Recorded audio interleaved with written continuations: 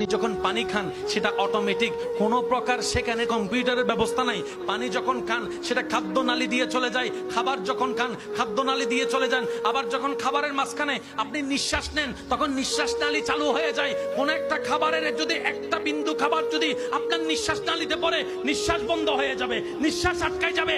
আপনি আমি খেয়ালও করি না, প্রতি সেকেন্ডে আল্লাহ তাআলা আমাদের খাদ্য নালীরও খেয়াল রাখে, নিঃশ্বাস নালীরও খেয়াল রাখে। আর একটু জোরে বলি সুবহানাল্লাহ।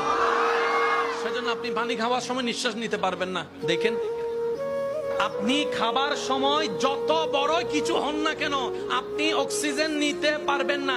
এবার সিস্টেম কি, যখন বান্দা খায় তখন আল্লাহ নিঃশ্বাস নালীর উপরে একটা ঢাকনা বসায় দেয়। নিঃশ্বাস নালী, খাদ্য নালী, বলেন নিঃশ্বাস নালী, খাদ্য নালী। পানি খাওয়ার সময় আপনি আমি নিঃশ্বাস নিতে পারবো, আর নিঃশ্বাস নেওয়ার সময় পানি খাওয়া যাবে। কারো যদি একটা বাত নিঃশ্বাস নালীতে পড়ে, নাইমু যেটাকে আমরা বলি যে সিডাং এর ভাষায় নাইমুটি, তখন বাত কোন দিক দিয়ে বাইরে হয়?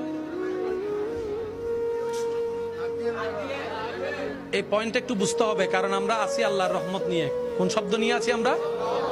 এই একটা শব্দ যদি বুঝতে পারি আমাদের দুনিয়াও সুন্দর হয়ে যাবে।